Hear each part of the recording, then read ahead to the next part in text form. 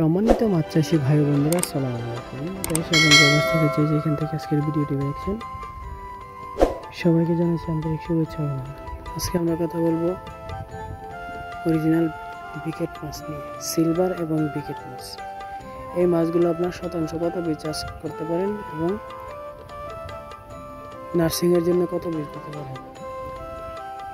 প্রিয় মাছ চাষি ভাইরা, এইগুলো হচ্ছে কাপ জাতীয় মাছের পোনা। এই মাছগুলো শতাংশ আপনি 200 পিস দিতে পারেন। নার্সিংয়ের জন্য দিতে পারেন 700 থেকে 1000।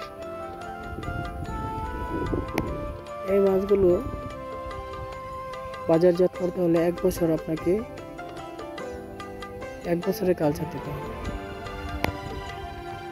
এই মাছগুলো আমরা পিসেও বিক্রি করি এবং কেজিতেও বিক্রি করি। সকল মাছ চাষের বাইরে মাছগুলো প্রয়োজন। এই মাছগুলো আমরা